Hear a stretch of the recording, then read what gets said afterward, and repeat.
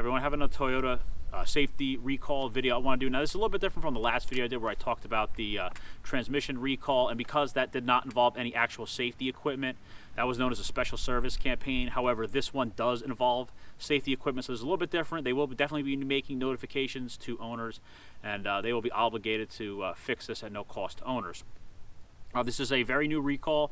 The recall number is 20TA03, and this recall was published on January 21st of 2020. So it's a very new recall. It's only been out for about 2 weeks now, but I just want to put this information out there because the letters, I don't believe, have gone out to owners yet because this is so new. Models involved in this recall: 2011 to 2019 Corollas, 2011 to 2013 Matrix, 2012 to 2018 Avalons, and 2013 to 2018 Avalon hybrids. If you want to see if your specific vehicle is involved in this recall, two best ways to do it: toyota.com/recalls. You can put in either your license plate or your VIN number, and the information will come up. You can also go on to the National Highway Transportation Safety Administration's website, which is nhtsa.gov. Also put in your information, and they'll also give you the same information that the Toyota website does. What is the actual condition? Now I'm quoting from Toyota.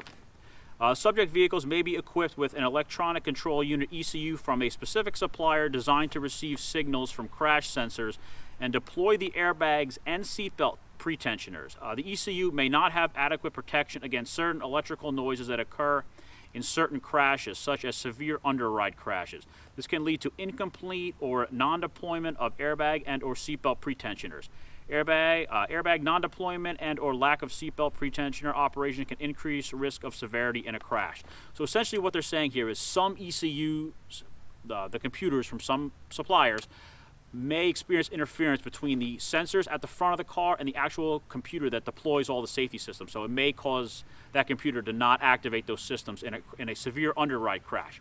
An underride crash is where the nose of the car goes underneath something rather than hitting it directly. An example would be when a car goes underneath say a tall truck like a tractor trailer, and the nose of the car goes down underneath it, and it impacts more like the hood and the windshield as opposed to hitting the front of the car and activating the crash sensors that way. That's basically what that means. Toyota says there are no warning signs prior to the occurrence of this condition. And as far as what Toyota is going to do, Toyota is currently preparing a remedy, meaning I don't know if they actually have the tools to fix this yet. When the remedy becomes available, in most cases, Toyota dealers will install a noise filter between the airbag control module and the wiring harness. In some cases, Toyota dealers may inspect the ECU to determine if the noise filter is necessary before installing it. The remedy will be at no cost to owner. So basically, some of the ECUs are having this problem, some of them aren't. The ones that are having the problem will put some sort of filter there that will keep this interference from happening. And then, but if you have one of the ECUs that doesn't have it, they really won't have to do anything. But they, I guess, manually have to inspect the cars. So this is affecting about 2.9 million vehicles. And this information I will put in the description below, as well as the links to those two websites if you want to put your car in there and find out. As far as now, the cars I listed, those are the only ones involved. There are no other vehicles involved, like any sort of Lexus vehicles at this point, but again, we'll see if this expands. They're also saying that they have a reimbursement consideration in the letters that will be going out if you paid for this fix already somehow. They're working on figuring out how they're going to do some sort of reimbursement.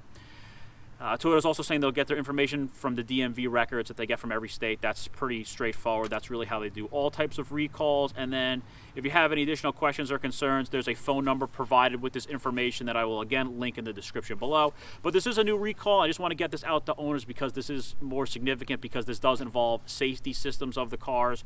So I just wanted to get this information out there as soon as possible. So please share this video. I hope you enjoyed. Thanks for watching.